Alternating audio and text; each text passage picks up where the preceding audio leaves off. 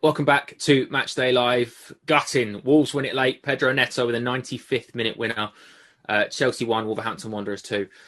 It is gutting, isn't it, Abby? Especially when you lose it that late. I mean, I think, we've all seen games like that in the past where it can kind of end both ways. And with 10, 15 minutes to go, you're thinking if we can nick it, kind of put this game to bed, come away, we'll take the result. It's not been the best performance, but you get away with it. And then you just get punished on the counter like that. Yeah, it's not been the best performance from us today, if we're being honest. But I still thought that we were going to sneak the win, especially the way we started the second half. It was looking quite promising. But yeah, by the end, Wolves were all over us. So yeah, just gutting really. That's exactly it, and exactly the way the second half started. Giroud scored pretty much immediately after the restart, and you think, okay, here we go, turn up. There's a reaction. Let's go. But Wolves, in fairness, dug in, defended well, and I think even the most sort of cynical Chelsea or Wolves fan would have said probably a point was fair today. Neither team really, you'd have thought, done too much or overly performed. But, to nick it late, they'll be delighted with that. Yeah, I mean, it was kind of like we scored the goal and then just fell asleep, really. We allowed Wolves to pressure us. Podence and Neto were fantastic. Fair play to them. Once they got their goal to level it, it was kind of like they had the ball the whole time. After that, it was as if our heads dropped a little bit, and it was an unfortunate goal to concede. I mean, really, it was our goal kick. It came off of their player in the end, and then it's a deflection. Mendy's unfortunately beaten.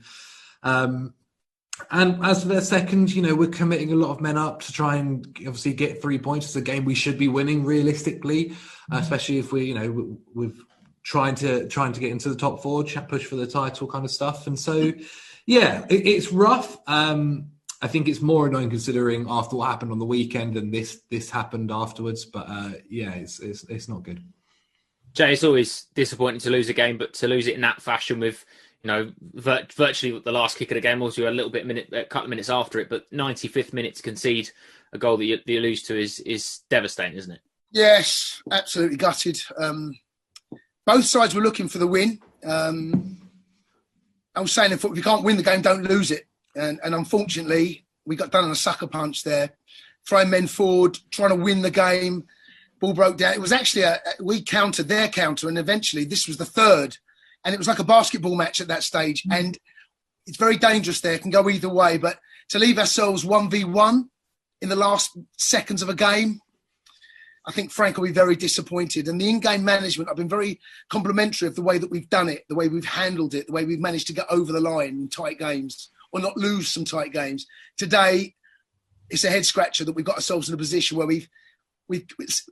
actually, when we went 1-0 up, from that moment on, they were the better side. Mm-hmm. How has that happened? They've seized the initiative. Podence and Neto second half was superb.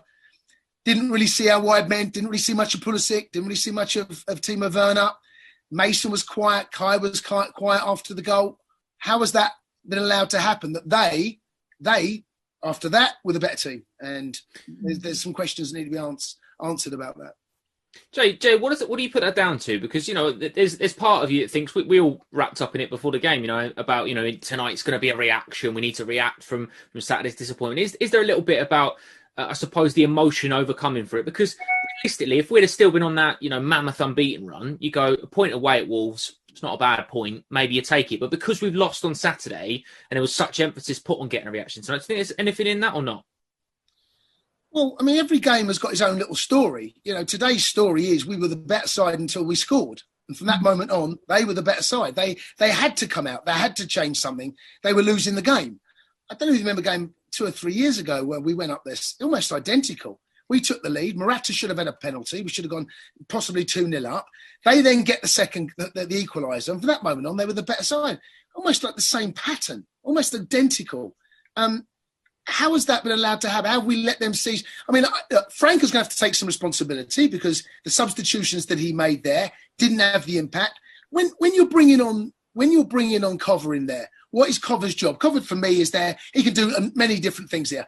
We should not be allowed to have 1v1 in the last seconds of a game when Neto is running in the box against our centre half. Shouldn't happen. Now you can work back how it's been allowed to happen. And the reason is that we were in search of the winner. Well, if you can't win it, which we couldn't at that stage, don't lose it. Zach, there's also, we're well aware of the fixture build up. Everyone's aware of it. So I suppose the fatigue element is mainly the fact that it's the same for everyone. It really is the same for everyone. But I suppose you do look at that Chelsea squad, and we listed it before the game. Pulisic still returning to fitness. Timo Werner's played a lot of football. Mason Mount's played a lot of football. Kai Havertz has played a lot of football. So I suppose there is a little bit in that to have lost it at the end like that. I know a couple of those players weren't on the pitch at the time, but the squad's element that we keep talking about, it underlines that, how important it is to have the squad and to have everyone, as soon as they come in, be switched on, know your role. But also, sometimes, I suppose, be aware that if someone's not fit, even if they're the best player on the pitch, it's time to call it. It's time to get players used in the right way.